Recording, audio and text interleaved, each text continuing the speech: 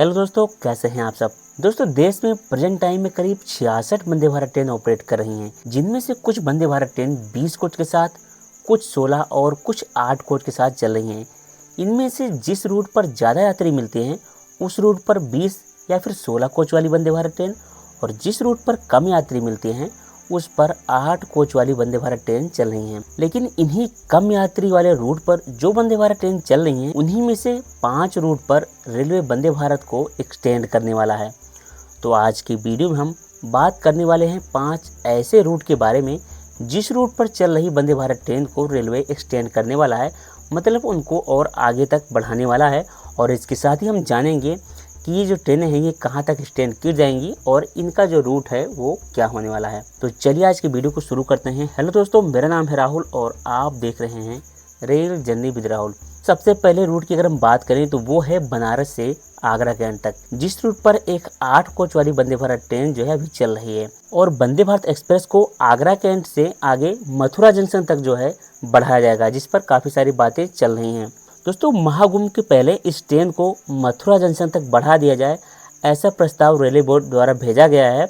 और जैसे ही इस प्रस्ताव को मंजूरी मिलती है तो ये जो तीनों प्रमुख धार्मिक शहर हैं, मतलब काशी, प्रयागराज और मथुरा, इन तीनों का संगम हो जाएगा। क्योंकि इसका जो रूट है वो प्रयागराज, टुंडला, इटावा होते हुए है, तो यहाँ पर काशी, प्रयागराज और मथुरा तीनों धार्मिक शहर जो है अच्छे से कनेक्ट हो पाएंगे इस ट्रेन के माध्यम से। तो जो प्रेजेंट टाइम में ये वंदे भारत जो है वो शुक्रवार को छोड़कर आगरा कैंट से हर रोज सुबह 6 बजे चलती है और दोपहर 1 बजे बनारस पहुंच जाती है। वापसी में यही ट्रेन बनारस से 3:20 पर चलती है और रात 10:20 पर आगरा पहुंच जाती है। और अगर ये ट्रेन मथुरा जंक्शन से चलती है तो मथुरा जंक्शन से ये सुबह 5:30 पर रवाना होगी और दोपहर 1:15 पर बनारस पहुंच जाएगी। वापसी में यही ट्रेन जो है 3:20 पर ही चलेगी और रात 11 बजे मथुरा जंक्शन पहुंच जाएगी। तो अगर मथुरा जंक्शन तक इस ट्रेन को एक्सटेंड किया जाता है तो उसका जो कुछ टाइमिंग है वो इस तरह से रहने वाला है। दोस्तों, अगर हम बात करें दूसरे रूट की तो दूसरा रूट है मेरठ से लखनऊ तक का, जिस पर एक 8 कोच वाली वंदे भारत ट्रेन पहले से ही चल रही है।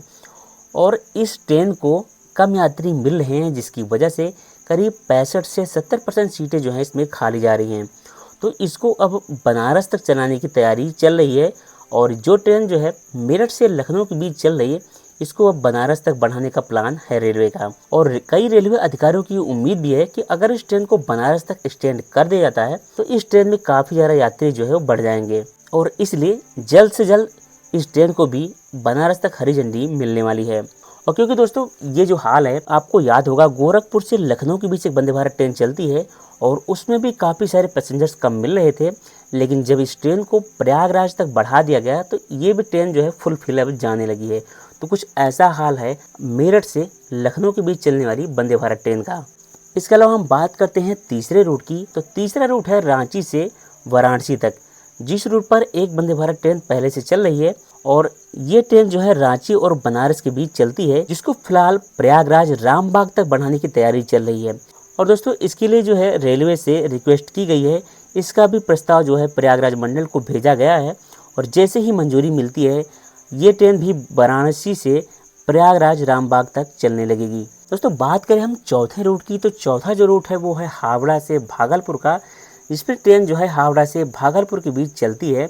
और यहाँ भी इस ट्रेन को जो है भागलपुर के आगे जमालपुर तक इसको एक्सटेंड करने की तैयारी चल रही है, जिसमें जदयू के जिलाध्यक्ष नचिकेता मंडल और पार्टी के वरिष्ठ नेता सौरभ निधि हैं। उन्होंने वहाँ के सांसद सह गृह मंत्री राजीव रंजन सिंह से इसकी सिफारिश की है, जिसके चलते जो है इस ट्रेन को जमालपुर तक एक्सटेंड किया जाने वाला है। इसके अलावा दोस्तों हम बात करते हैं पांचवें रूट की, तो वो है हावड़ा से गया तक का।